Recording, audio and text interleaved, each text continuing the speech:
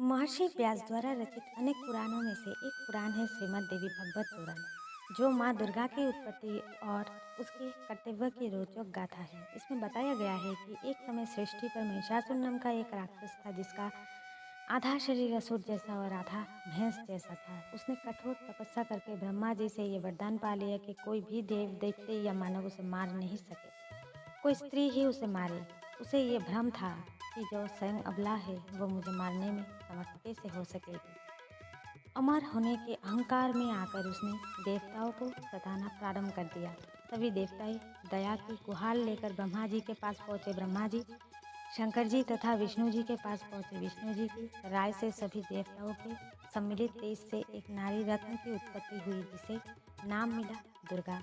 दुर्गा अर्थात यज्ञ रूपी दुर्ग की रक्षा करने वाली, दुर्गुणों का नाश करने वाली, दुर्गम कार्यों को सरल करने वाली तथा दुर्गति नाश करने वाली।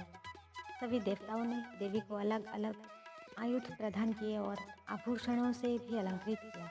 जब वे सज धज कर विराजमान हुई तो त्रैलोकी को मुक्त करने वाले उनके दिव्य दर्शन पाकर देवताएं उनकी स्तुति करने में संलग्न हो गए। अजन्मी भगवती ने सभी अपने मुख से वाणी निकाले, जिसे सुन महिषासुर का सिंहासन हिलने लगा। उसने अपने असुर साथियों को इस आवाज़ का पता लगाने भेजा। जब उन असुरों ने बताया कि यह आवाज़ एक सुंदरी देवी की है, तो उसने विवाह का प्रस्ताव देकर अपने असुरों को देवी के पास भेजा। देवी के विवाह से मना करने पर उन्होंने देवी से युद्ध किया और मारे गए। वे असुर देवी को महिषासुर की सेवा करने के लिए मनाते रहे, उसके रूप की महिमा करते हुए, परंतु मनाकर देवी ने एक एक कर उन सभी को मौत के घाट उतार दिया। इसके बाद महिषासुर स्वयं आया और देवी के साथ बड़ी लुभावनी बातें करने लगा, परंतु देवी ने उसे युद्ध के लिए ललकारा और वो भी मारा गया। इन असुरों से युद्ध करते करते 9 दिन बीत गए। इसलिए भक्ति मार्ग में नवरात्रों का त्यौहार इसी कर्तव्य की याद में बड़ी धूमधाम से मनाया जाता है। कहा गया है कि कलयुग का नाश माँ दुर्गा ने किया। कलयुग नाश का अर्थ है कलयुग में उपस्थित राक्षसी वृत्तियों का नाश। इनके नाश के बाद ही देवी वृत्तियों का युग सतयुग आया।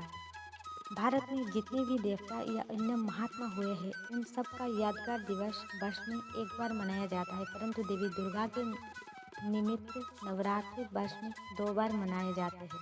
इससे देवी के अवतार लेने और कर्तव्य करने की महिमा अन्यों की भेंट में द्विगुणित हो जाती है। साल में 2 बार आने वाले नवरात्रे हमें प्रेरित और जागरूक करते हैं कि सृष्टि के रक्षक, पालक और मार्गदर्शक माँ के बारे में हम अधिक से अधिक जानें, उनके गुण और कर्तव्यों को पहचानें, उनका अनुकरण करते हुए आसुरी वृत्तियों का नाश करें।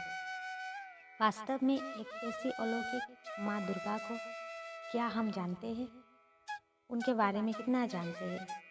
वे कौमार्य व्रतधारी अखंड ब्रह्मचारिणी है। किसी भी आसुरी वेद की दृष्टि के बाद से सर्वदा अछूती है। उनके यादगार दिवस के उपलक्ष्य में कुमारी पूजन, कुमारी भोजन और कुमारी सम्मान आयोजित होते हैं। ब्रह्मचारिणियाँ उनसे अखंड पवित्रता के वरदान की याचना करती है। इतना सब होते हुए भी वे अखंड सुहागिन भी मानी जाती है। सुहाग के सभी चिन्ह, सिंदूर, टीका, लाल जोड़ा, चूड़ियाँ, बिछुए, नथ, आभूषण आदि वे धारण करती है और संसार की सुहागिन स्त्रियाँ उनसे अखंड सुहाग का वरदान भी मांगती है। ये दोनों बातें एक साथ कैसे? कुमारी भी और सुहागिन भी। फिर उनका पति कौन है?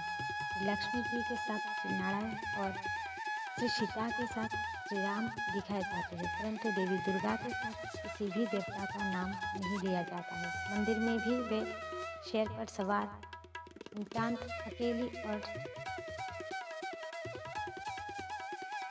चित्रों में भी ऐसी ही चित्रित की जाती है। उनकी शादी कब और किसके साथ हुई, इसका भी कोई वृत्तांत पढ़ने को नहीं मिलता है। तो इस गूढ़ पहेली का उत्तर क्या है? कोई एक साथ कुमारी भी और सुहागन भी कैसी हो सकती है? इस गूढ़ राज को समझाने के लिए बहुत शुद्ध, दिव्य और एकाग्र बुद्धि की जरूरत है।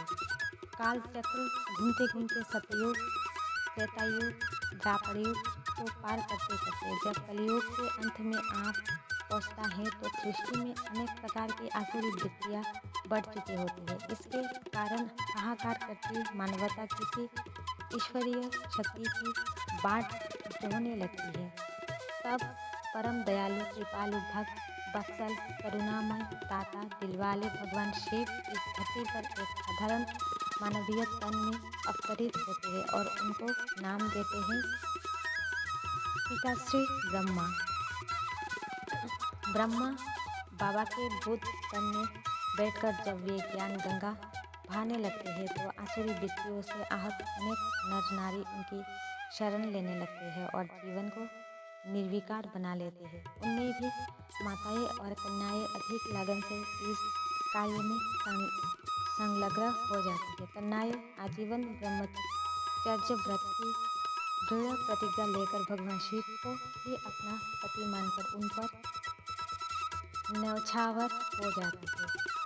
विकारों से आच्छादित कलियुग रूपी घोर रात्रि में ये कन्याएं काम, क्रोध आदि असुरों को संसार से समाप्त करने और शांति, प्रेम, भाईचारा स्थापन करने में निरंतर युद्धरत रहती है। इसका परिणाम निकलता है इस सतयुग रूपी सूर्योदय। इस प्रकार जड़ चेतन सहित सारा संसार उनकी जय जयकार करता है और अगली चतुर्युगी में ब्रह्मा की रात्रि में इनके इस संगमयुगी कर्तव्यों की महिमा दुर्गा तथा अन्य देवियों के रूप में गाई जाती है।